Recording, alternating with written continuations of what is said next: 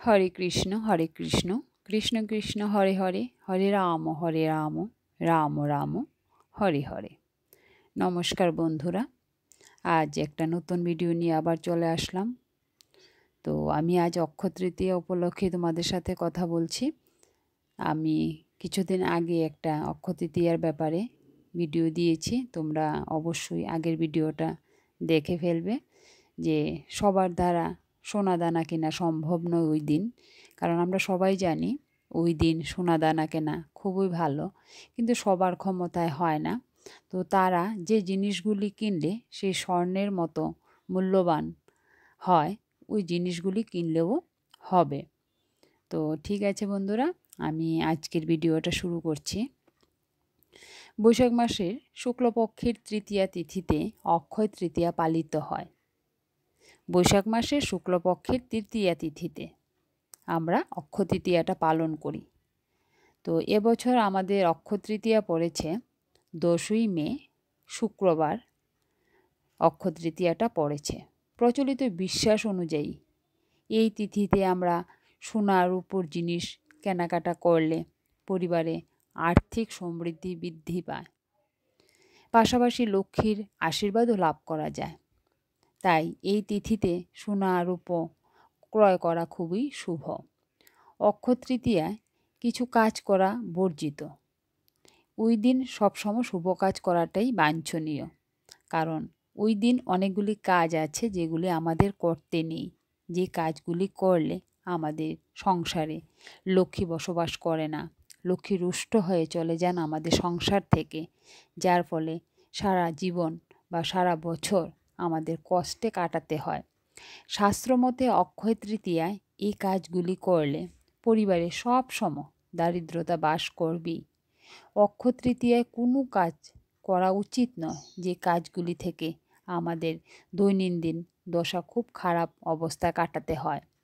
অক্ষয় তৃতীয়ায় কোন কাজগুলি করবেন না, আজ এই ব্যাপারে আমি আমার ভিডিওতে আলোচনা করব। অক্ষয় তৃতীয়ায় ভুলেও বাড়ির দরজা থেকে কখনো কাউকে ফেরত দেবেন না, কিছু না কিছু দিয়ে দেবেন। অক্ষয় তৃতীয়ায় সোনা রূপো সহ নানান বস্তু কেনার প্রথা রয়েছে।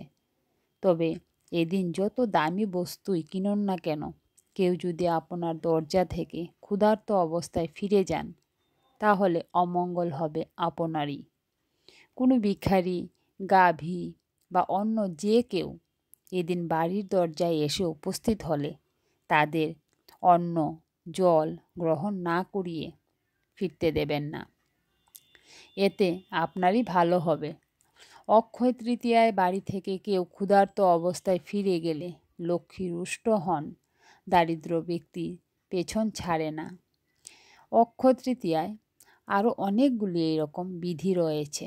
শাস্ত্রমতে অক্ষয় তৃতীয়ার কারুর কাছ থেকে টাকা ধার নেওয়া উচিত নয়, কখনো কারুর কাছ থেকে ধার করা উচিত নয়, বিশেষ করে অক্ষয় তৃতীয়ার দিন। নিজের সামর্থ্য অনুযায়ী পালন করুন উৎসব। এদিন কারুর কাছ থেকে টাকা চেয়ে কেনাকাটা করবেন না। আপনার যতটুকু ক্ষমতা ততটুকু ক্ষমতার মধ্যেই আপনি আপনার পুজো উৎসব শেষ করবেন। আর্থিক সমৃদ্ধির পরিবর্তে ভাগ্যে দারিদ্র্যের অন্ধকার ছেয়ে যাবে। এই তিথিতে অসহায়দের সাহায্য করলে লক্ষ্মীর আশীর্বাদ লাভ করা যায়। এই তিথিতে সোনা রূপো কেনার পাশাপাশি দান পুণ্য করার প্রথাও প্রচলিত আছে। এই তিথিতে ভোরবেলা উঠে স্নানের পর লক্ষ্মী নারায়ণের পুজো করুন।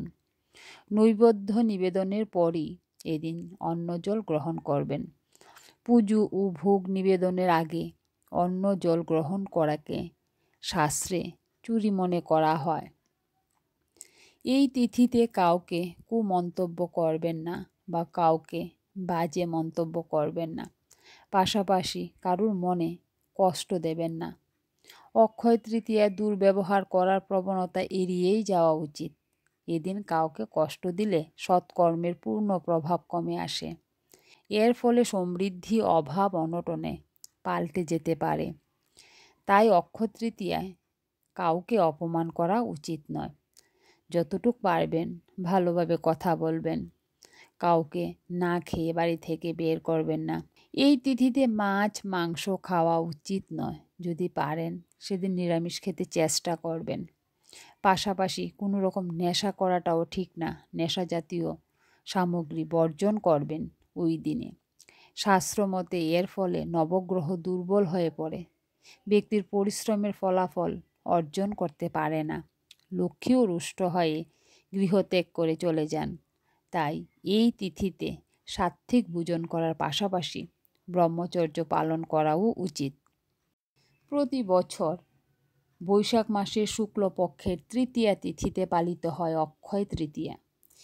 এই দিনটি যে কোনো ধরনের শুভ কাজ করার জন্য সবচেয়ে উপযুক্ত। বিয়ে, বাগদান, গৃহপ্রবেশ এবং উপনয়নের মতো যে কোনো শুভ কাজ অক্ষয় তৃতীয়ায় যে কোনো সময় করা যায়। ওই দিনটি এতই শুভ যে ওই দিনে কোনো শুভ কাজ করার জন্য পঞ্জিকাতে শুভ সময় দেখার দরকার পড়ে না। ওই দিনে যে কোনো সময় যে কোনো শুভ কাজ করা যেতে পারে। মনে করা হয় যে অক্ষয় তৃতীয়া থেকেই সত্যযুগ ও ক্রেতা যুগের সূচনা হয়। এই অক্ষয়া তৃতীয়াতেই দাপর যুগের অবসান হয়ে কলিযুগের সূচনা হয়েছিল। এই দিন থেকেই এক যুগের অবসান হয়ে অন্য যুগের সূচনা হয় বলে অক্ষয় তৃতীয়াকে যুগাদি তিথি বলা হয়। প্রচলিত বিশ্বাস অনুসারে অক্ষয় তৃতীয়ায় সোনা রূপো কেনা শুভ। তাহলে চলুন আমরা জেনে নিই এগুলি কেনা শুভ কেন। এই দিনই কুবের দেবকে দেবলোকের অধিপতি নির্বাচন করা হয়। মনে করা হয় যে অক্ষয় তৃতীয়ায় সোনা কিনলেও কুবের দেবের পুজো করলেও সংসারে সুখ ও সমৃদ্ধি আসে। ওই দিনে দান করলেও তার শুভ প্রভাবে সম্পদ লাভ করা সম্ভব হয়। ওই দিনে যদি পারেন যাদের বাড়ির সামনে গঙ্গা বা নদী যে কোনো জায়গায় হোক স্নান করতে চেষ্টা করবেন সকাল সকাল। যদি আপনি এটি করতে সক্ষম না হন তবে আপনি স্নানের জলে গঙ্গা জল যোগ করে বাড়িতেও স্নান করতে পারেন। ভগবান পরশুরামের পুজো করুন।